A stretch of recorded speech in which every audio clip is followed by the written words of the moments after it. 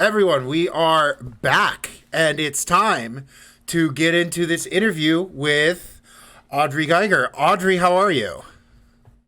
I'm good. How are you? I had some fun running around the field with you and Daisy as my co-pilots. So Hell yeah.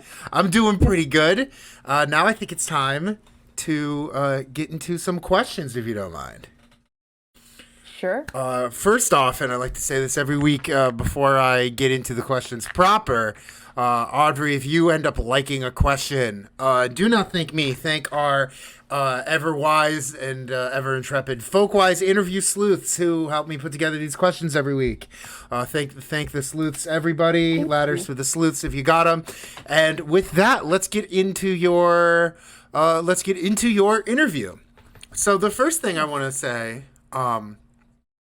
About uh, your podcast, Anatomyth. If people haven't listened to it, what it seems to me that you're doing is, on one hand, you are doing like a performance, you are doing like a story, like storytelling in like retelling folk narratives, putting like your own spin and your own performance on folk narratives. But in the second half of each episode, you kind of do the same kind of storytelling, where you get people to understand sort of corresponding like illnesses from the world of medicine. And I guess my question, connecting like either halves of your show, is what is the importance of storytelling for understanding, like for being able to understand modern medicine?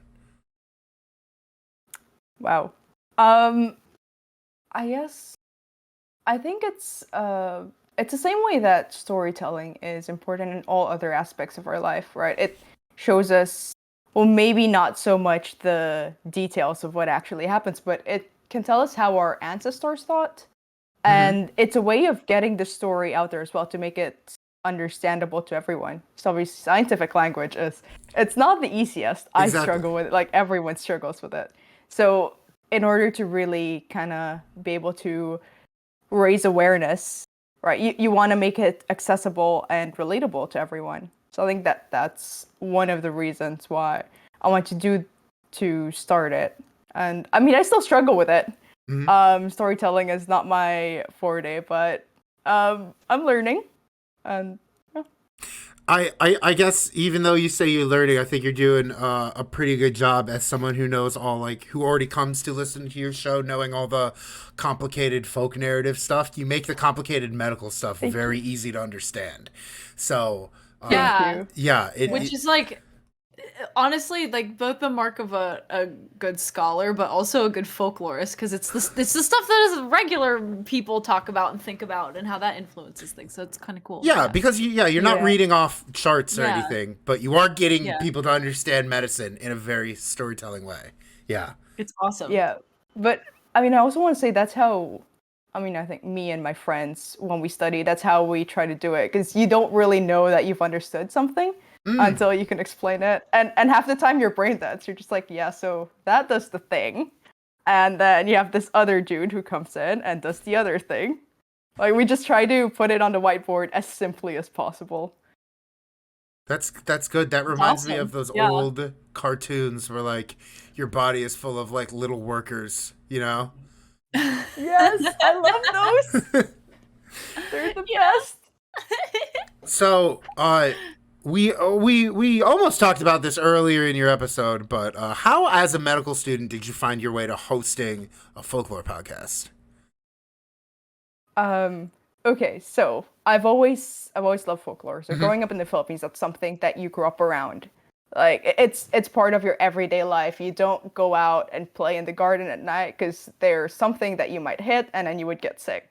Oh, Was just that was a part of it. I also got really into mythology early on. Someone gifted my brother a book on Greek mythology. I don't hmm, think he ever read it. I took that book. So you know when you're 10 and you have nothing to do, so I took like not age appropriate material, but like you Sure, don't yeah. realize that when yeah. you're 10 and you forget all of the like weird stuff you don't understand. So I took it and I just kept reading and reading and reading it. So I guess that's where it started. And yeah, like one thing that I don't know if it's so during the break I mentioned that I study in Italy. I don't know if it's Italian professors or it's just a general medical thing that they Mhm. always bring up this comparison between Prometheus stuck on the rock, like getting his liver eaten out every day and it regrows, and how the liver can regrow. So I heard that 3 times over the 3 years that I was in med school, and I was like, you know what? This is it. Like, This is I gotta do something. something about this. Yeah. Yeah, because That's so interesting. it's in a book as well. It was in our pathology book, and I'm like, come on, like, come up with a better example. Yeah, like what is that's so interesting. So Yeah. That I like get. that's Yeah, so Well, I was gonna say the other half of this question is how did you know that podcast would be the right medium? um well, I wasn't about to go make a YouTube video, because like the whole point of the podcast is I don't have to see myself for Okay. one thing, and I think like YouTube videos they would take a lot more effort, and at that time I was Yeah. consuming a lot of like science podcasts, Mm. so I Right. was like, you know what, that could be something. And to make a blog post, it's also a bit more difficult, I think, to get blog posts out there. So it just felt like the right thing to do. Yeah. Sure. I guess and this is neither here nor there, but do you make your own thumbnails for the podcast? I do. They're very I good. do. They're good Canva. thumbnails. Thank you. Canva is a blessing. I can't draw. Yeah. Canva's for great, real right? life, but Canva Yeah. is amazing. So here's a question I have, and we spoke on this a little bit. This ended up being like a accidental preface, but we talked a little bit about the Brothers Grimm story that you covered on the pod about death and his messengers. And I remember in that episode you talked about coming from like your medical background, how like medicine has changed like our relationship to death. And I guess my question is, how has the rapid progress of medical science changed our relationship to death as a cultural phenomenon? Okay. How do you mean, like, as a cultural As phenomenon? as a stage of life, I think I'd say. Oh, okay. Yeah. I don't know. I think that as a society, we're still a little scared of death. It's Mhm. just that now, I think it's made it a bit more complicated in the fact that, you know, 400 years ago, if you got a really bad disease, that's it, you were dead. Yeah. And I think you kind of lived with that any day you could drop dead, like from the time you were a kid, basically. And the fact that now modern medicine, we, like you said, like we've made such rapid progress and diseases are preventable now. But I think that makes it a bit more difficult to accept when there's something that medicine can't fix, right? You think of cancer and how, like, cancers, I think, are like it's the modern day scourge of medicine. Because if you get it, like, if you catch it early, then chances are you'll be fine.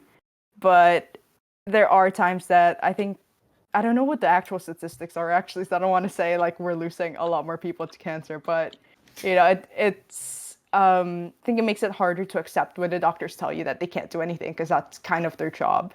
Yeah. All right. So, It's interesting that you say like cancer is one because I just read this like really short book by Susan Sontag, Illness as a Metaphor, where she talks about cancer as being a kind of like metaphor in like non-disease contexts mhm.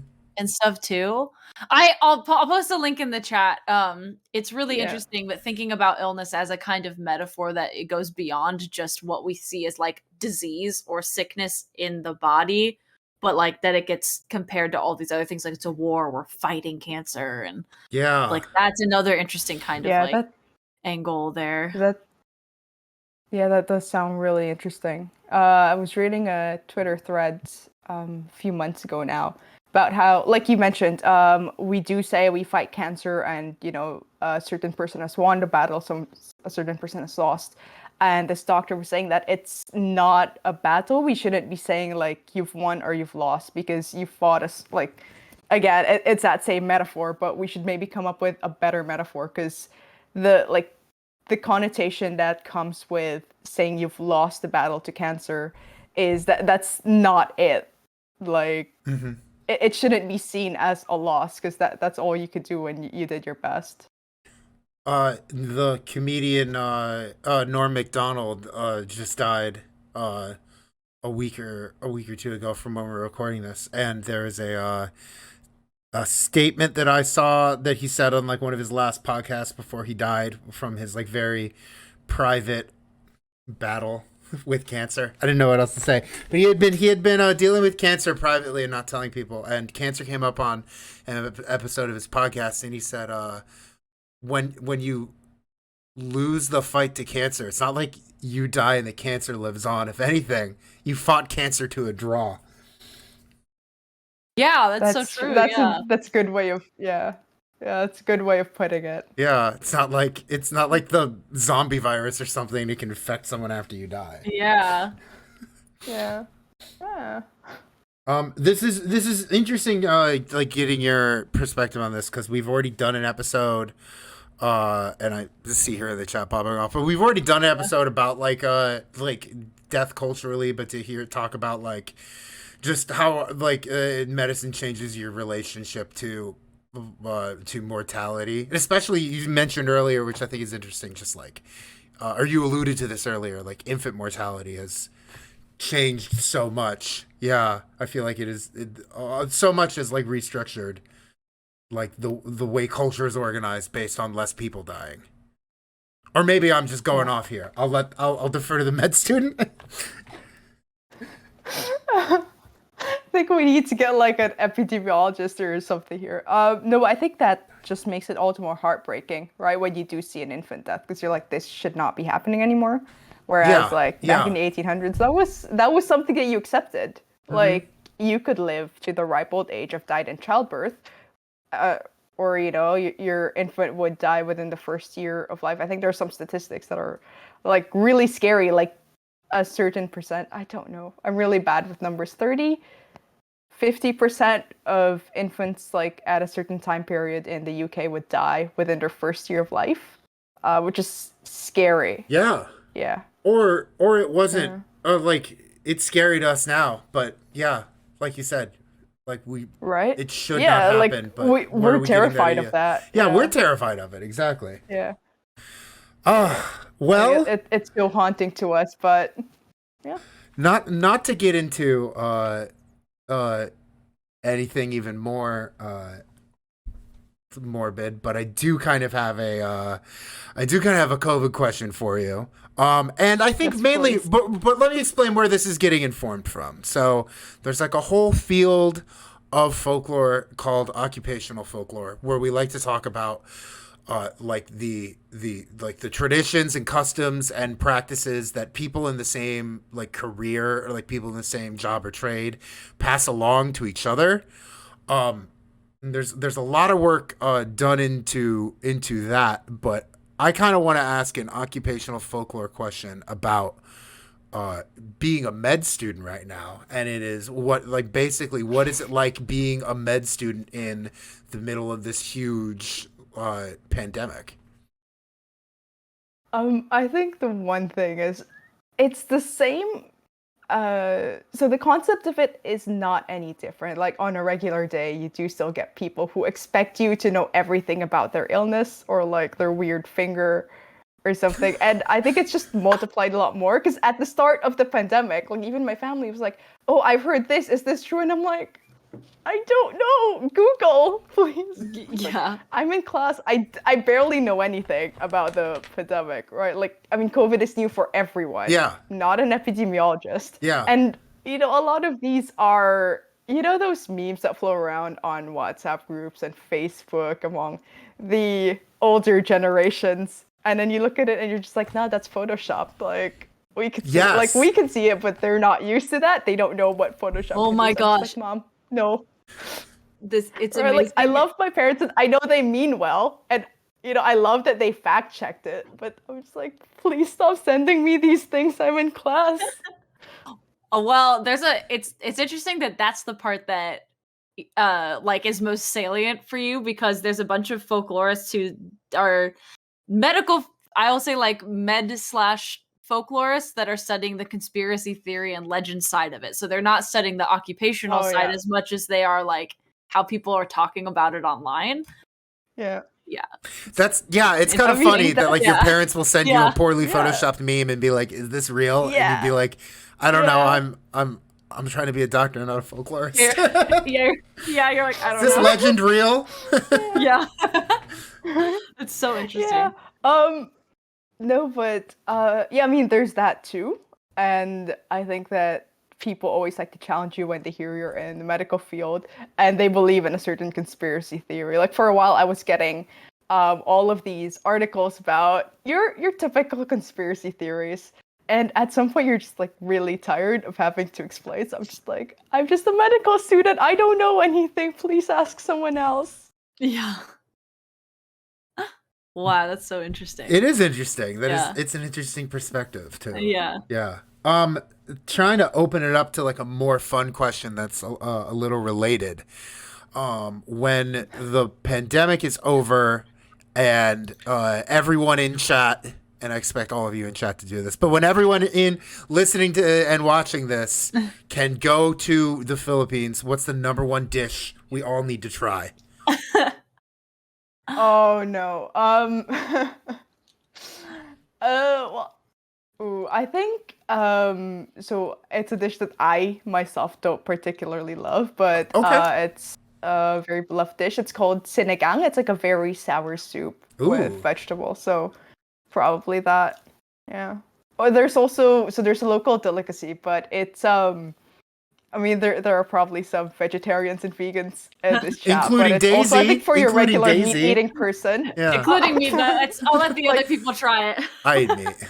Yeah, no, I mean, even for your regular meat-eating person, I know many Filipinos don't eat it. It's balut. It's like, it's slightly overgrown. Yeah, it's a slightly overgrown duck version of caviar, basically. Like, you can see the actual baby duck. So if you want to do the more, like, exotic, like, I hate using that, but that's, the more delicacy food. Yeah. There's a great, a folklorist in America wrote a book about balut, like, 2 years ago. Ooh. Yeah, that I think won some awards. You don't remember who that is, do you, Daisy? I don't. Okay. I don't off the top of my head. Anyway, I think it won something at like at AFS or something. And sorry, Daisy, I see you replying to that question about watermelons. So yeah, somebody here is Mario in the chat said talking about medicine, this is not related to medicine, but is it true if I eat watermelon seeds, will they grow a watermelon plant in my belly? No. And the answer is no. Probably not. And yeah, we're getting some other good questions though that I'm curating for you for the end. Yes. Yeah. But sorry, just on that watermelon question. I mean, if that does happen, I'm sure a lot of doctors and scientists would be lining up to interview you and study you. Oh, not that it would be a good experience, but you would probably get published. Oh, hey, way to put a positive spin on an old fear from childhood. Yeah. Yeah.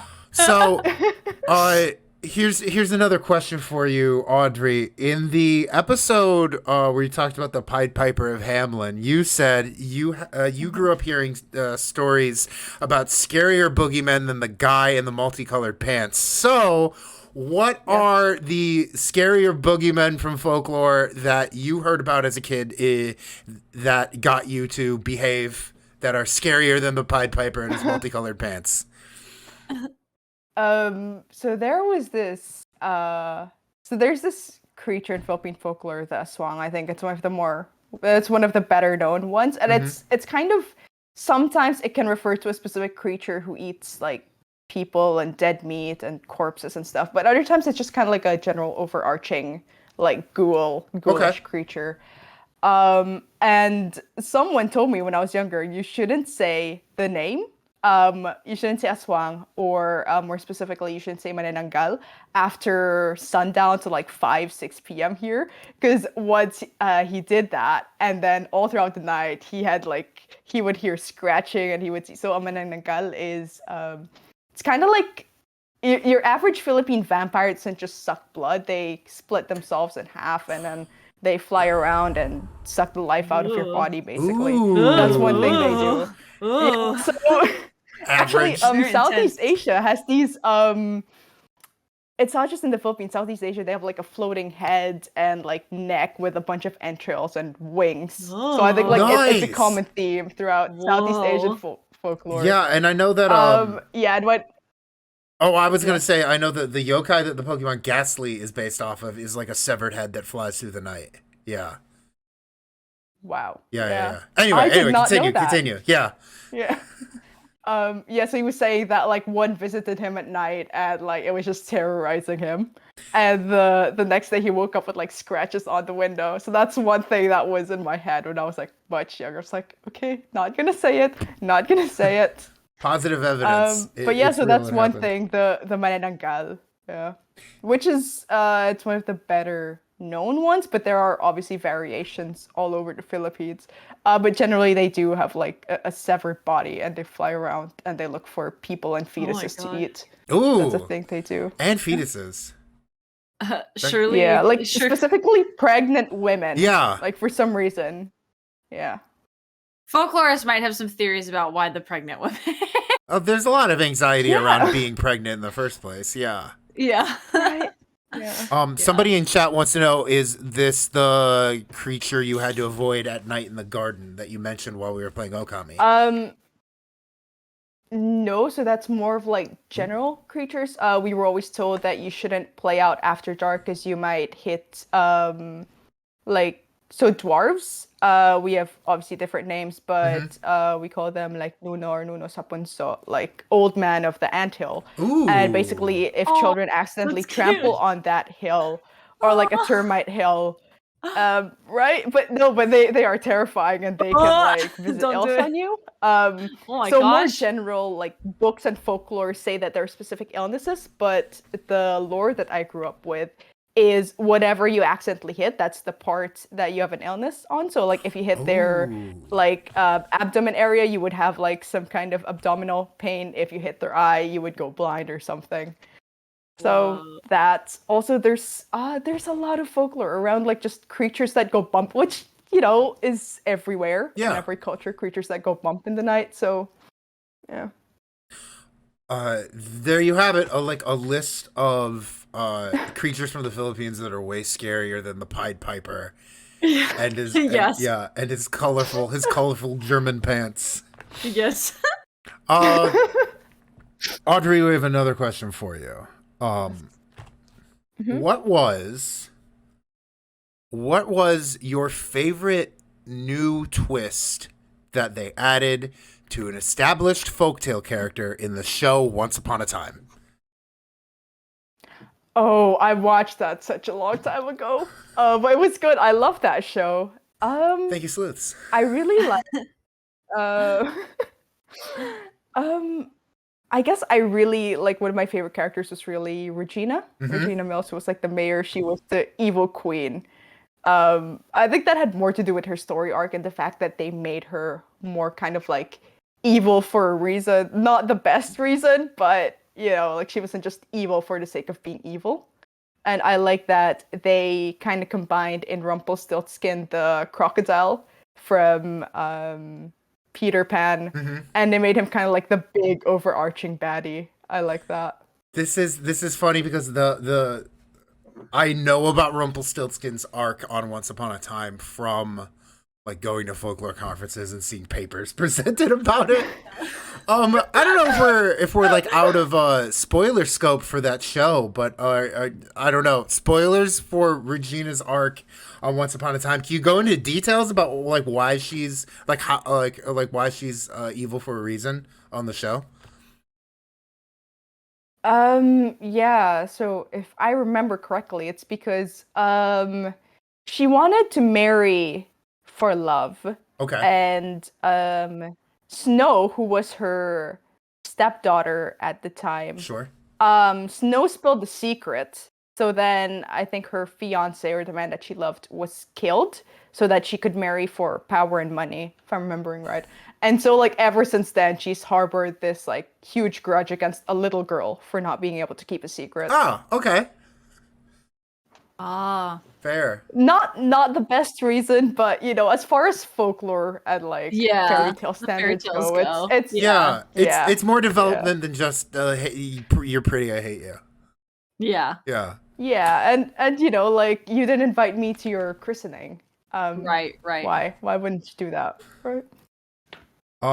So here's the sleuths taking a big shot this week. Okay. So speaking of Regina, this is all pretty right, powerful. here we go. Speaking of Regina, Okay. if we got it correctly, you cosplayed Regina, right? Oh no. How much research did you do? Oh no, this is like very like Thank you, sleuths. What is your favorite cosplay that you've ever made? And with unlimited time and resources, what's your dream cosplay that you want to make? I was not expecting the cosplay thing. Well, should we tell her now, Daisy? Should we tell her now? Maybe we should. Okay, yes. first off, you know you're on the call with two cosplayers here. We Yes, no like way. Daisy and I like figured, but yeah. Daisy and I met cosplay a lot. Daisy was Okay. Daisy was Joffrey and I was Robert Baratheon. When my beard is all the way grown out, it makes a lot more sense. Okay, I could see it. See it. We've gone to Ice and Fire Con, which is like a Game of Thrones convention. Yeah. Dom's gone for longer than I have, but I've been I don't every know, year. It's approaching like, what is it, 8 years now? 9 years? This will be technically the This ninth. would be like the 8th or right? 9th year, yeah. The 8th or 9th year, yeah. Depending on how you count the pandemic, yeah. Yeah. And for some reason I always end up cosplaying Dom's son. Yeah, no Where matter Dom's what character I am, cosplays Daisy sons. always ends up being my I'm son. always the son. It's really funny. Even in other so we were, franchises like, too. So we were like hardcore, yeah, like in other franchises. So we were like totally into cosplay. So But when we're we saw totally- this, we were like, Okay. And oh we're my totally God. impressed by your cosplays. And we're Yeah, totally we're like, impressed. we're not worthy. We're not worthy. Not worthy. So- Like, literally. No. So what is your Literally. favorite cosplay? What is your favorite cosplay of all the ones you have? Oh my god. Okay. I think so for this as a crowd pleaser, like the kid reception Supergirl. 'Cause Yes. it was fun, it wasn't too hassle, it wasn't too hot, and the children loved it. Like which is always That's nice. cool, yeah. Spoken like a true but as cosplayer for- talking about how hot the costume gets. That's how you know she's legit. That's how you know. That's how you know. I mean in a tropical country. Yeah, I bet. Yeah. Oh my gosh. Yeah, like Um we only have like Florida. Yeah. yeah. Yeah. Oh yeah, Supergirl. yeah, so you that get would like be you get like a Supergirl? skirt. Yeah. Yeah. Yeah, like the hottest part were the boots, which I'm not gonna lie, like the show version because they were leather or leatherette, because obviously leather's ridiculously expensive. Yeah. I got like a heat rash all the time, but Oh my otherwise it was a God. great costume. Oh. Yeah. Yeah. Also spoken like a true cosplayer. Spoken like a true cosplayer. Awesome. Like otherwise, besides that one thing, it was great. Yeah. Yeah, but like the kid reception on that, because also before then I did more of the kind of like the not smiley characters. So literally the day Yeah. after I debuted Supergirl, my cheeks hurt. Oh. I was like, don't talk to me. I'm like, I can't move. But for Reese, I did Anastasia once from like the '97 DreamWorks film. Yeah. And it was fun to just be a princess with like the big crowd and a poofy like Yeah. ball gown. I loved that. That was awesome. fun. So So- if you had unlimited time and resources, and especially resources to make your dream cosplay, what would it be? Oh no. Oh no. I mean, it's been a while. It's been like I think 2-3 years since You got- I you got- last you had put on a school. suit. And Even there school were no gets that, cons in yeah. 2020. Yeah. Yeah, there weren't cons. There were right? virtual Yeah, celebrations. so there was- there's this old film. It's called My Fair Lady. It's with Audrey Hepburn. And she wears this dress to the races, like with a big hat and this big bow, and it's like this white dress with like striped accents. As much as the show, like the movie itself, it's like an old movie. You're like, I mean, it's nice, but also a little problematic. Early 60s. Like, I love that dress so much. Yeah. That's like, I think it's also quite an iconic dress for that film. So it would be that. That would be awesome. That's a really iconic, or like a really classy pick too. Yeah. Thank you. Yeah. Yes, definitely. So, that one. Speaking of me as Robert and Daisy as as Joffrey, is it true you've done Cersei before? I did the very like low cost version. Okay. Which was basically like it was a fun thing. It was like a wig I had lying around and just like a red dress.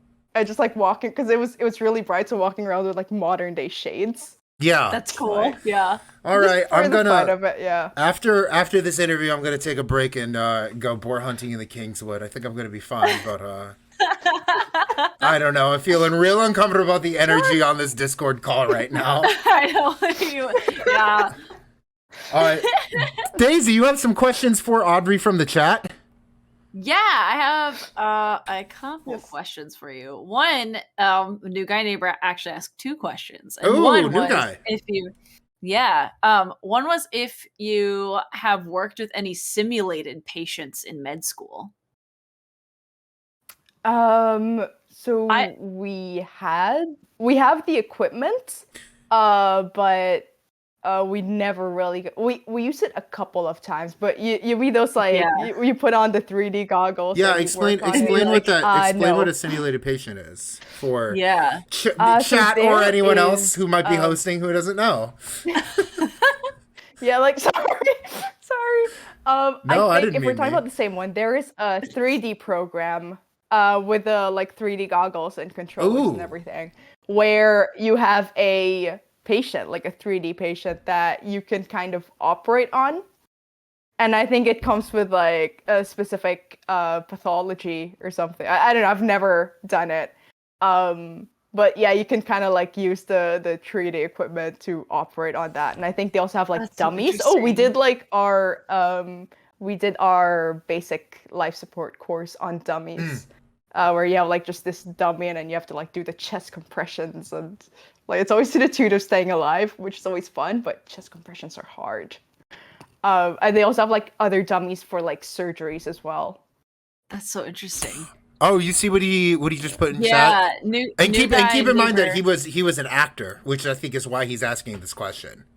Yeah, I was gonna say, new guy elaborated and said simulated patients are starting back up again. You are paid to sob your eyes out when you have a bad diagnosis and the med students practice giving you the bad news.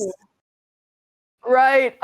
Yeah, so I heard that this is something that happens. I don't know if it happens everywhere. I know it definitely happens in America where they get actors to come in and pretend they have an illness. It's basically to get the students to practice delivering news and diagnosing and stuff. So I think that's probably what they're talking about.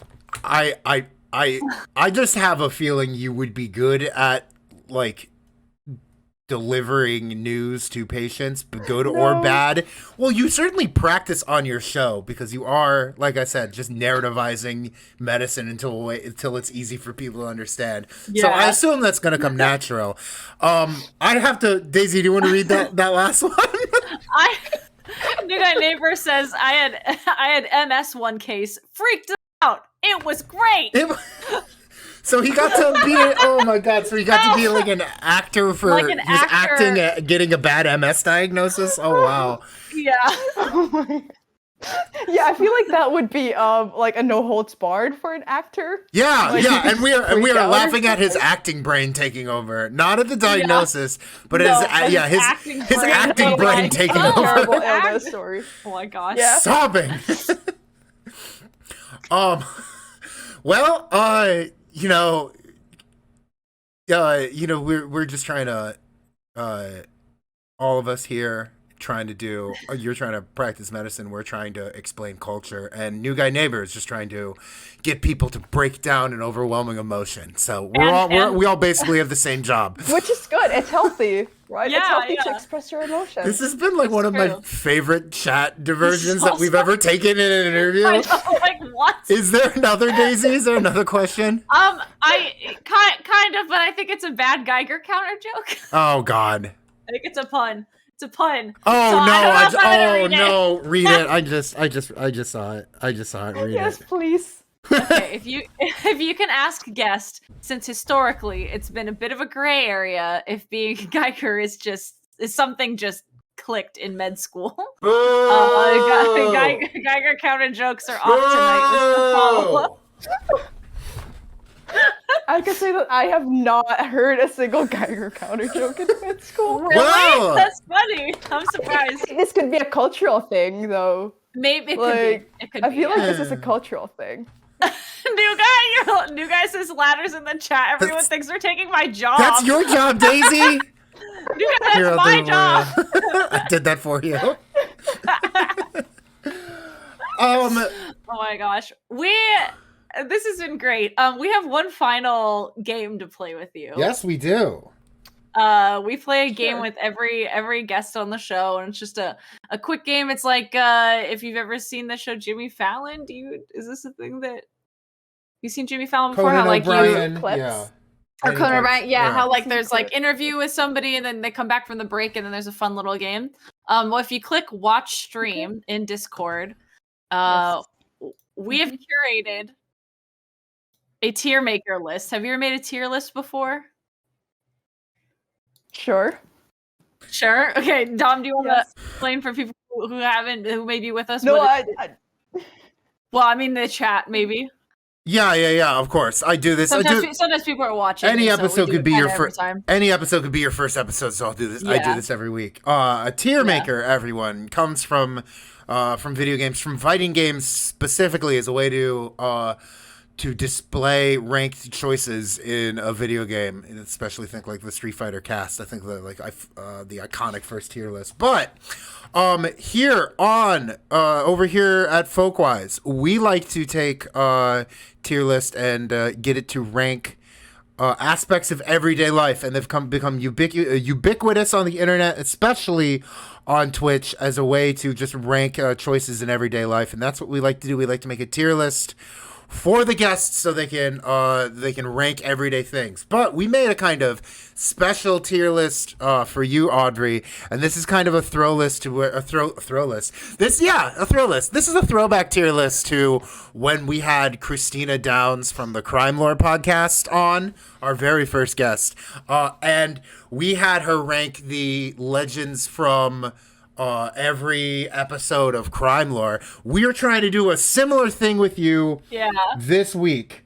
With a twist. With a twist. We are trying to do a similar thing where we are trying to do a tier list, and we're doing this based on every episode of Anatomyth that is out at the time of this recording.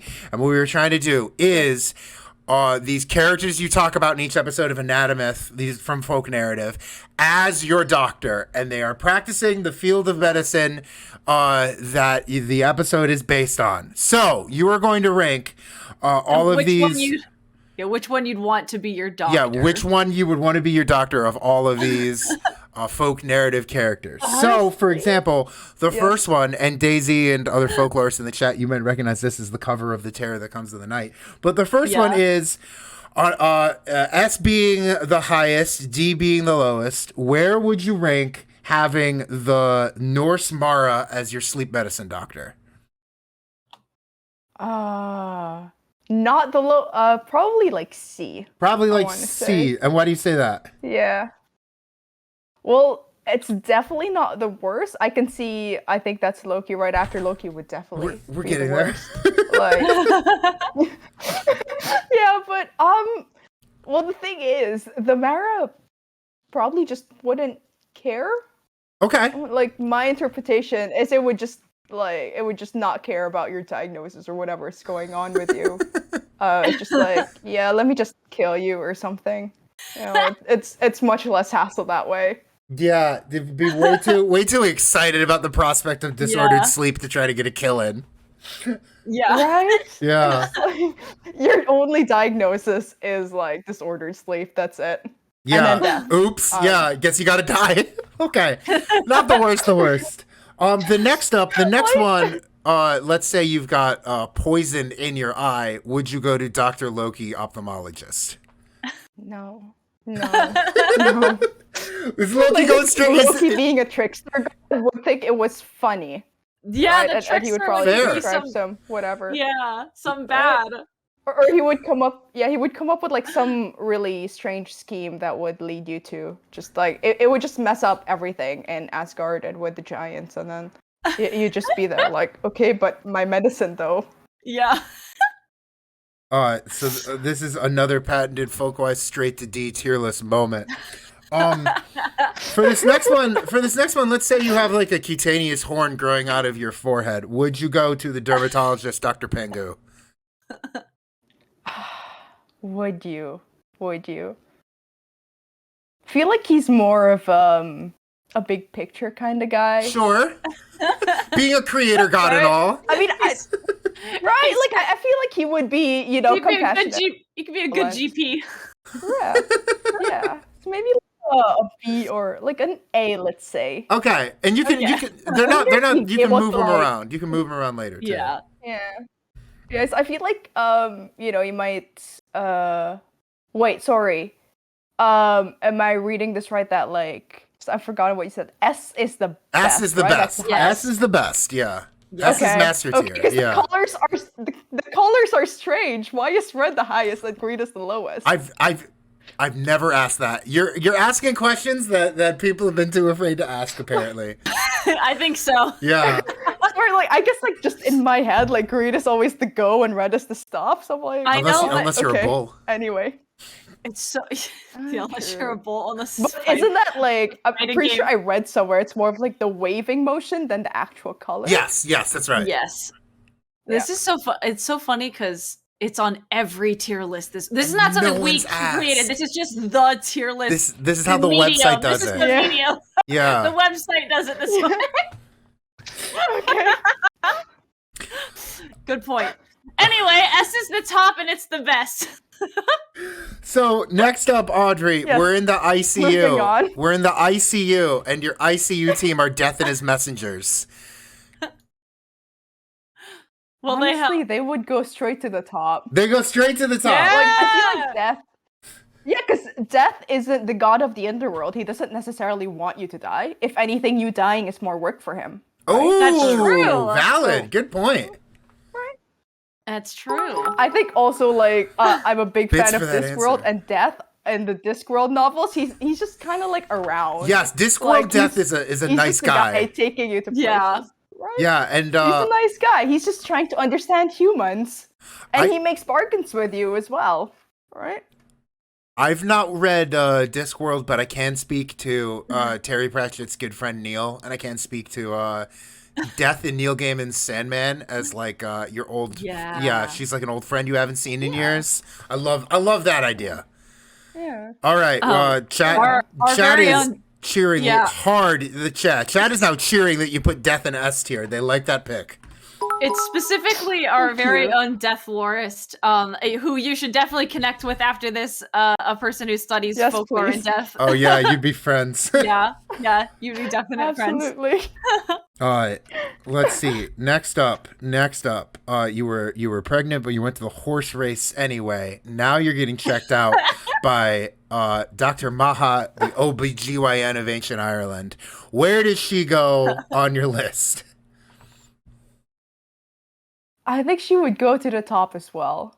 And Because Maha's but- very much like she's right, and I mean at the worst she could take revenge on anyone who did you wrong. Yeah. So that's always a plus. That's in my true. book. If somebody, Like she's very much like a vengeful person. Yeah. if a couple, here's my be question: good. if And I a mean, couple like, with goes all- to Yep. if a couple goes to Dr. Maha, does the husband get labor pains afterward?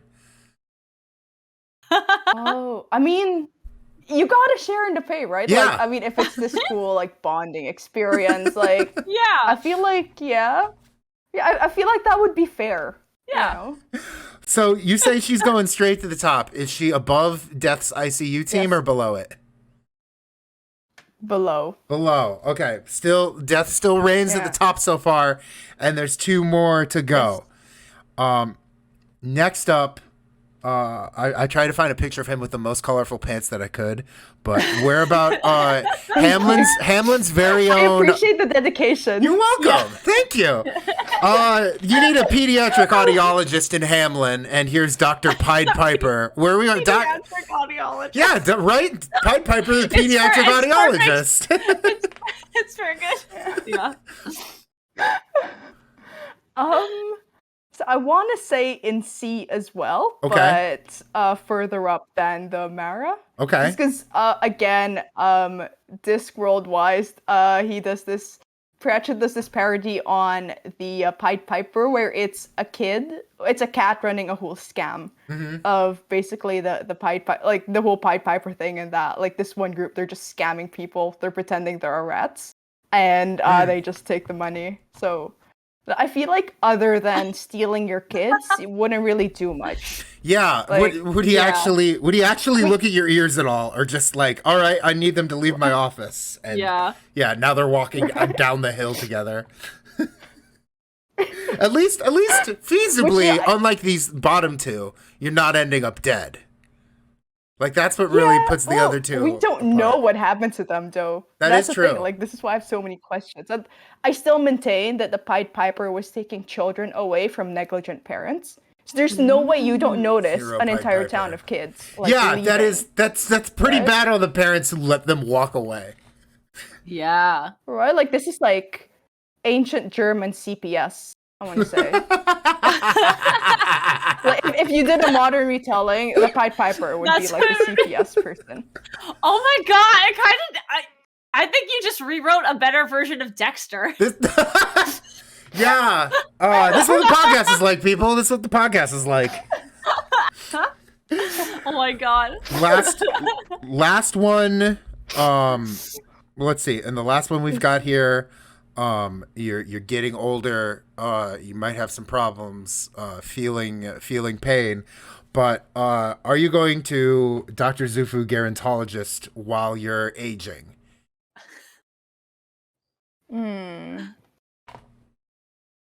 I don't know. Would you? Let's put him in B. Let's put him right in the middle in B. It looks a bit empty. I like the symmetry. I like the symmetry. Yeah. I really don't know. Like, I have no take on this one. Yeah. Okay. This can be like the dividing line then. Yeah. All right, and this is, folks, we've done it. We have the Folk Narratives characters as Doctor's tier list maker as a cross promotion for the Anatomyth podcast. We don't have Prescribing Garlic, but that episode hasn't dropped by the time we've done this tier list. I guess, here's the eternal Prescribing Garlic. Yeah. The eternal question on a scale from Death to Loki. How good is your bedside manner? Unanswerable rhetorical question. Rhetorical question. our final probably like Pied Piper level. Oh, so you are at Pied Piper. You're working your way up to being. You're working your way up. Like Pied Piper level. I want to say. Yeah. Oh, amazing. I'm probably Loki. I'm gonna cut back to on the call with Audrey. Audrey, that was a great interview. That was a fun tier list. That's awesome. And I assume you've got before your time on the show is done, you've got some stuff to plug for the audience. Tell them where you can find or where they can find the podcast. So Anatomyth is on I think the most popular podcasting site. So Apple Podcasts, Google Podcasts, and Spotify. Also, I think on iHeartRadio, and I think I put it on Castbox. I ended up making like an actual note just so I could remember where I put it. Mm-hmm. But yeah, you can find it there. Also on Twitter, I'm gonna say myself that I post some great stuff on Twitter, folklore related, mostly Philippine folklore and a little bit on Philippine mythology. And I also follow a bunch of accounts I also retweet from a bunch of accounts that like tweet a lot about African mythology and other Southeast Asian mythologies. So Sweet. yeah, And Twitter. And if I can be biased, that was my favorite part of your interview. Like you going to depth about all the monsters that teach kids how to behave. So yeah, if you want more of that, follow Audrey on Twitter. Is that at Anatomyth Pod on Twitter? Yeah. Yes, it's at Anatomyth Pod. Yes. Awesome. And it looks like somebody made a Death clip. Norse made a clip of Pied Piper as ancient German CPS. So someone already made a highlight of you calling the Pied Piper ancient German CPS. That's awesome. Amazing. Everybody in chat, you know what time it is. You know what's left to do, and that is drop some ladders, drop a GG in the chat for Audrey. It has been so awesome having you on the show. It's been so much fun having It's you. been hilarious. Yeah. I had such a great time. Thank you so much. And, this is gonna give me energy for class later. Oh, good. Good. And I anxiously await when Amaterasu makes it on an episode of Anatomyth. I feel like her time will come one day. Someday. Yes. Yes, we will get there. We'll get We there. can think We'll about get there. healing animals or something. Yeah. She's kind of a vet. Well, Yeah. Her time will come, and I will be excited. But Yeah. until then, when do your episodes drop? Yeah. What's like your... Yeah, so episodes go out once a month, so every second Tuesday of the month. Okay. I try to be as regular as possible. Cool. Awesome. Oh, every second Tuesday. So that's next one is October 11th. Is that right? Yes. Awesome. That should be right. Cool. Yeah. All right, put it on your calendars. Put it in your podcast app. Next episode of Anatomyth, October 11th. You can listen to Audrey then, and until then, it's been great having you on the show, Audrey. And best of luck with the pod. Best of luck with school, and best of luck with class in a couple hours. Thank you. Yes. Thank you so much. I had such a great time. Yeah, this is great. All And right, bye. Yeah, see you around. Yes.